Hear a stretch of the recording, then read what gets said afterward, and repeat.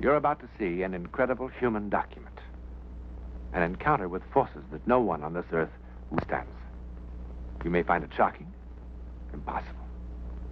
But it is nevertheless evidence of a universe beyond the power of our five senses.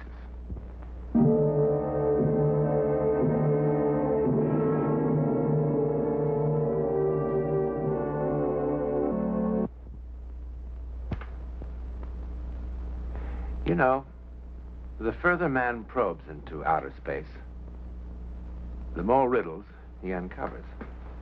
Take the matter of UFO, for example. That is to say, the unidentified flying object. What a heated controversy this phenomenon has provoked. Everybody's in the act, from the comic strip artist to the fiction fella, to the sober scientific sifting of all the known facts by responsible men. Some from the military, and some eyewitnesses who pilot our giant aircraft. And from all this sifting and all of this screening, certain events of the past years have been generally accepted as having happened. The physical evidence, however, is inclined to disappear into thin air.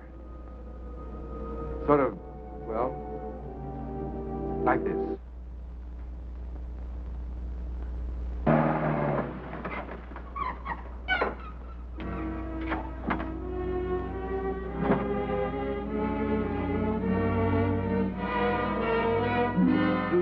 What was his last definite position report? Over Loon Lake, Mr. McCord. He said he completed the survey and was starting back, but it's his last transmission you've got to hear. What time did he call in from Loon Lake? 15:20. And his last report? Before I called you, 16:20. It's here on the recorder, Mr. McCord. I'll put it on and you can hear it. Anything he had to say isn't going to tell us where he is it, Cole? Of course, he couldn't obey orders and fly back on a reciprocal course. Oh, no, he must try and cut across all this mess. He said he could see the weather was going to pot, and he figured a direct course was quicker. Well, it hasn't gone to pot yet. He'd be here by now if he'd done as he was told. Now he's down somewhere in this garden spot. The whole operation is going to get set back on its duff while we try to find him.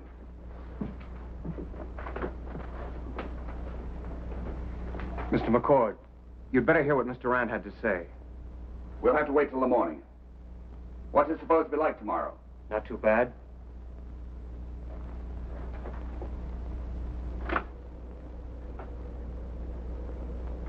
Tim, do you read? I've just taken the most fantastic roll of film anyone ever heard of. It was right there, right in front of me. Out of the clouds like the side of a mountain. Tim, do you read? Listen, there it is again, coming back, coming right at me. Oh, my! Is that all? That's all.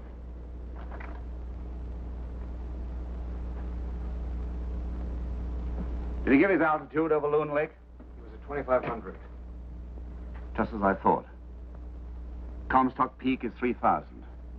If he didn't change altitude, this is where we'll find him. Smashed on the side of it. But he would have changed altitude. What about the films he said he had? It's one of his better-known habits. Wasting company film on the most fantastic pictures. Well, at least the tape will give us some idea where to look for him. He didn't mean he saw a mountain. I heard what he said, Cole. I happen to know him a great deal better than you.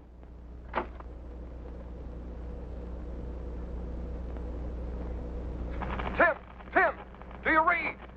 I've just taken the most fantastic roll of film anyone ever heard of. It was right there, right in front of me. Out of the clouds like the side of a mountain. Tim, do you read? Listen, there it is again, coming back, coming right at me. Oh, my! Well, you better keep at it. If he's not too badly banged up, perhaps he can get some word out. If you hear anything, give me a call. I'll be in the office. Mr. McCord, how can a mountain come back at you?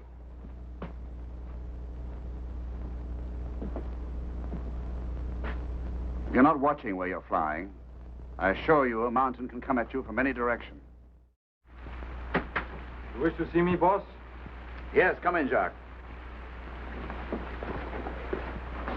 What a lousy night. You heard about Rand? Oui, c'est terrible.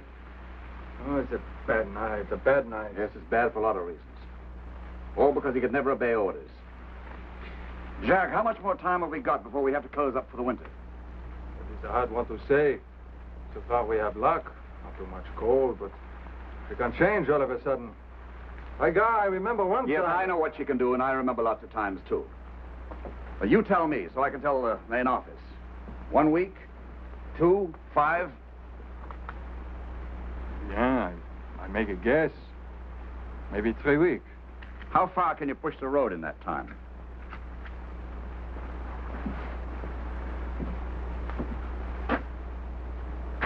To the rock face at .6, I think. Beyond the rock face to .7. And I don't think I know.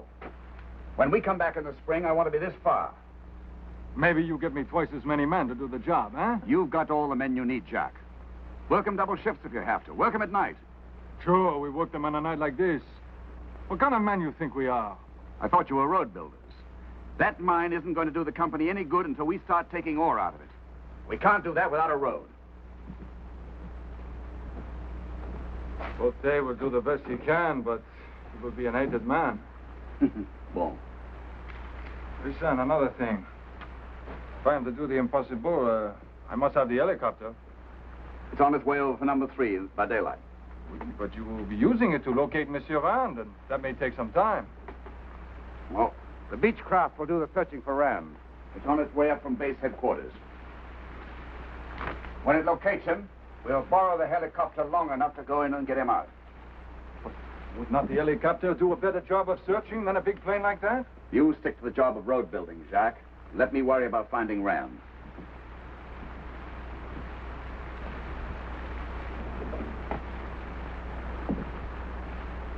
It's a funny thing. I think maybe you don't worry half so much about it as the rest of us.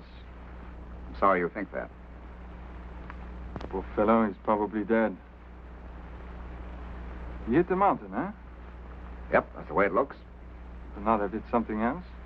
Doubt it. Nothing else very high in that area. We'll see in the morning. That is not what I meant.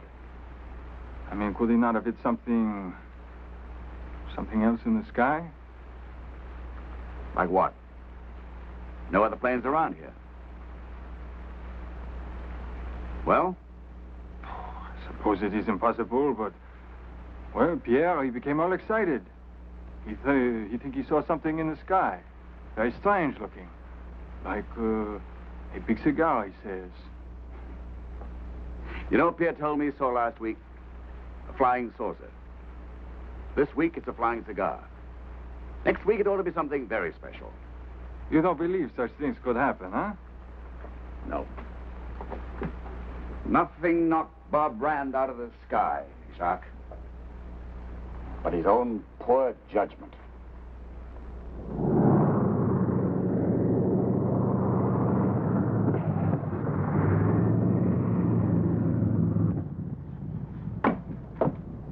So it's about time. We think he's down here on the mountain somewhere. But since his last known position was over Loon Lake, I'd suggest if you don't spot him on the mountain, you use it as a center point from which to expand your search. What about the chopper? Is it going to work with us? It's on its way over now from number 3. Tim here has been in contact with Lawrence. He'll be listening in on your frequency. If you spot Rand, he'll move in and pick him up. I don't read you clearly. You mean the chopper isn't going to help us hunt for Rand? It'll just be brought in if we find him. That's right, Blake. But, sir, Lawrence in a helicopter can get Let in me there. explain it just once. Your plane can cover more territory faster than Lawrence and 6 helicopters.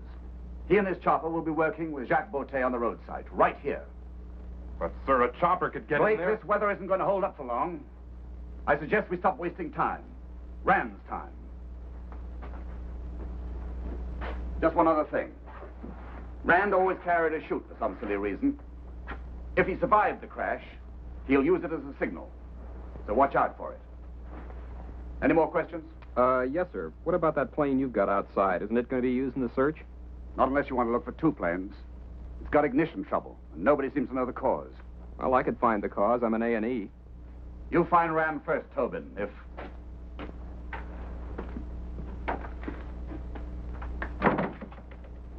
What are you doing up here, Ellen? Same old Paul. What am I doing up here? I want to help find my husband. Can we get started, please? Blake, did you have company permission to bring Mrs. Rand?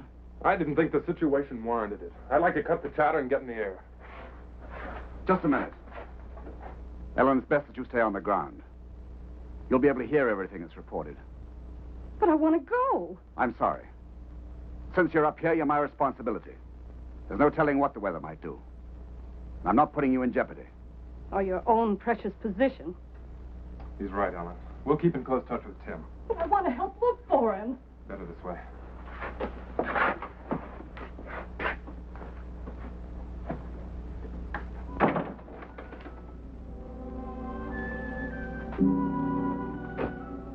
You've never forgiven me, have you? Not even now. You got it all wrong, Ellen.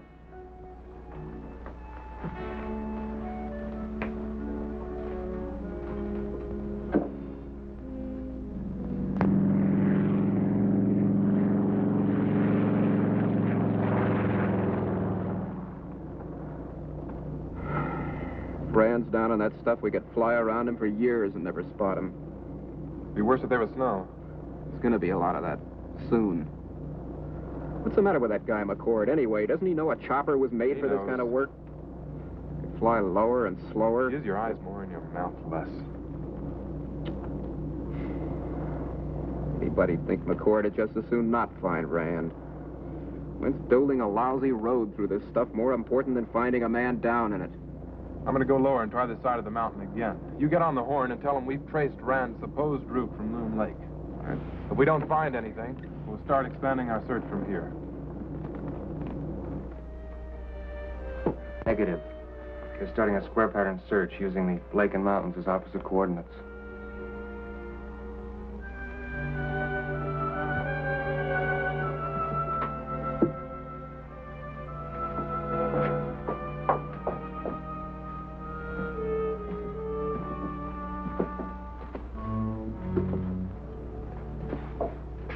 I realize that any words of sympathy that I might offer would neither be appreciated nor believed.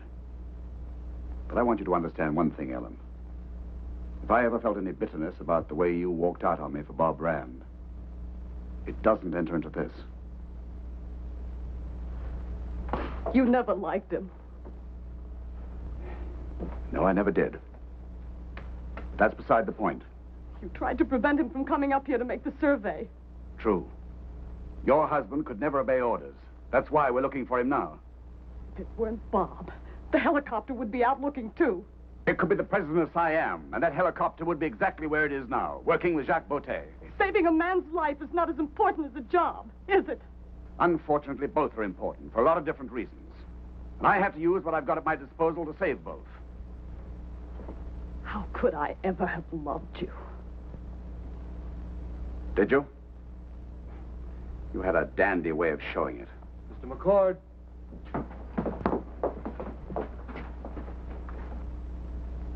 Cole, this is Tobin. We've spotted something. Wait a sec. We think it's a chute. We can see the lines in a mess of trees. Tobin, this is McCord. Can you see Rand? Over. Negative, negative. We can just see his chute lines. If you can spare the chopper, Mr. McCord, we'll vector him in. I'll send the chopper right away. I think they found his chute.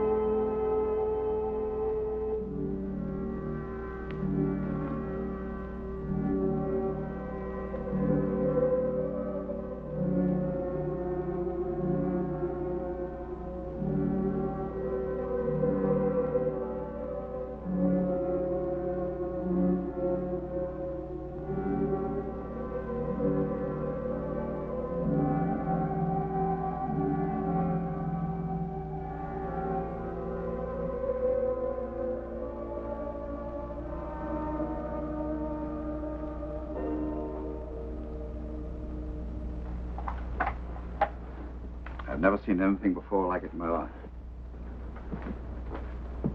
I'll have it sent to the lab for analysis.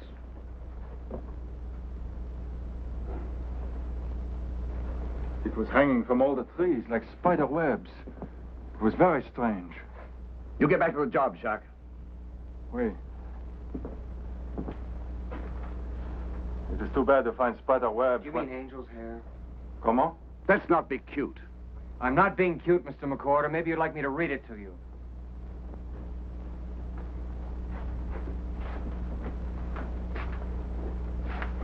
April 15th, 1953, Auckland, New Zealand. A mass of strange white substance drifted down from the sky today over Angawanga. It covered fields, buildings, wires, trees, and fences for hundreds of yards around. Here's another one. November 16th, 1953, San Fernando Valley. A fluffy blanket, dead white, with delicate rope-like strands, may be the San Fernando Valley's first physical contact with visitors from outer space. It is reported to have streamed like a lacy ribbon from a mysterious cigar-shaped craft that sped over the valley. Given the name of angel's hair, these mysterious filaments Let were me see that. Visitors from outer space. You stick to your radio, Cole. And you better listen to this again. Tim, do you read? I've just taken the most fantastic roll of film anyone ever heard of. It was right there, right in front of me, out of the clouds like the side of a mountain. Tim, do you read? Listen, there it is again, coming back, coming right at me. What happened? What happened? He hit the mountain or the ground. That's what happened. Or something hit him. This flying cigar you read about. Pierre, he says he saw... Jack, will you stop talking this gibberish and get back to your job? And you keep your science fiction till after hours. Now, Jacques, get going when I tell you, will you, perhaps? Just a minute, Paul. What did he mean about the film he took? Well, why didn't you tell us? What are you trying to do? Regardez!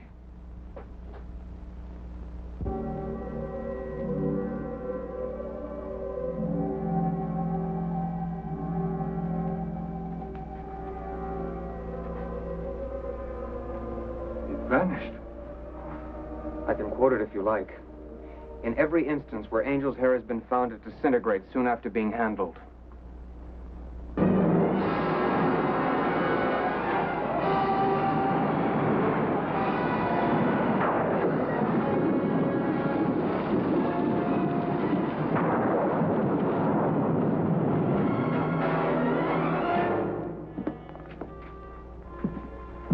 Blake?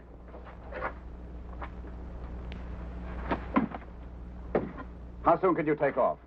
Well, we can probably get off now. The main office wants you back as fast as you can get there. You mean we're calling off the search for Rand? No. Tobin's got my plane fixed. I'll use it. That'll be nice. Assuming that Rand survived crashing into the mountain, or running into a cigar from the planet Mars, do you suppose he or any other man could survive a 3-day storm such as we just had? I don't know. Well, I do. It must be nice to be so sure of yourself, especially with another man's life. As I said, I'll continue the search in my plane. You've got your orders, Blake. You take Mrs. Rand with you. I think I've got it fixed now, sir.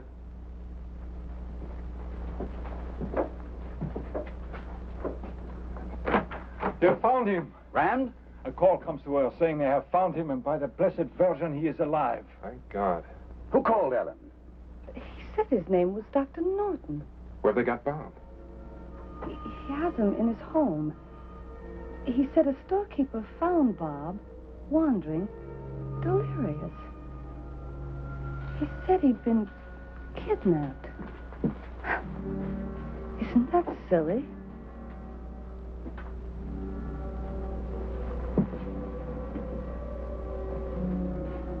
Where's the doctor got him, Ellen? That's silly, too. Bob was lucid long enough to tell him where to call me. He knew I'd be up here looking. The doctor said he was calling from a place called Wyatt. In the desert, over 1,000 miles away.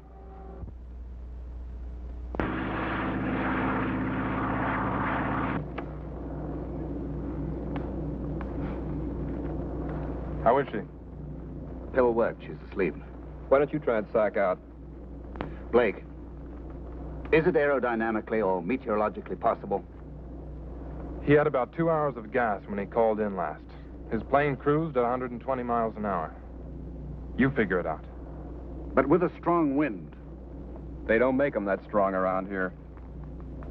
But it couldn't be. All that way. I just won't believe it. Perhaps half of believing is being able to accept the unusual. I remember something that happened to me a few years ago in the Air Force that reminds me of Rand. You mean the Kinross thing? Yeah, radar picked up a UFO over Lake Superior. They scrambled a night fighter after it. The two were seen to meet and join on the radar scope. Then the UFO took off like a bat and disappeared. No trace of the fighter was ever found. Isn't it marvelous? The literature you young men read these days. Men from outer space. Stranger cases than that have been sworn to. Even incidents of reported kidnappings. By men from Mars. Listen, I live with both feet on the earth. Maybe your head in it, McCord. If you'd read the newspapers, you'd find that some astronomers claim that the moons of Mars are artificial. Oh, sure. Our moon is made of green cheese. We're on the verge of space exploration ourselves. Why is it so hard to believe that others might have beaten us to it? It's a pretty big place, chum. Now, maybe you're smarter than all the rest of us. Maybe you know what lies out there, huh? Better hold the phone till we hear from Rand.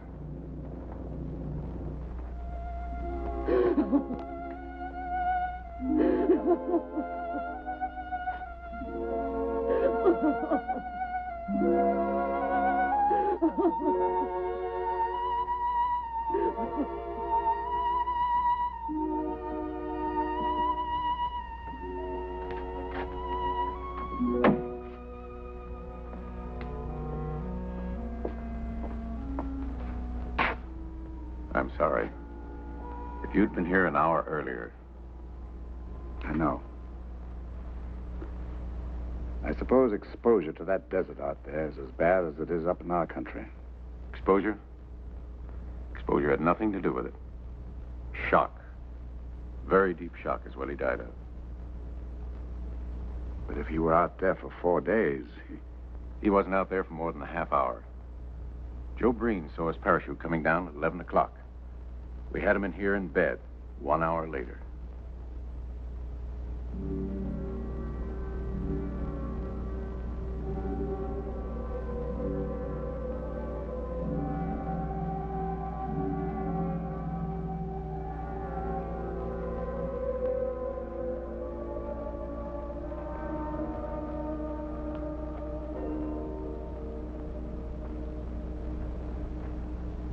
The physical evidence is inclined to disappear into thin air.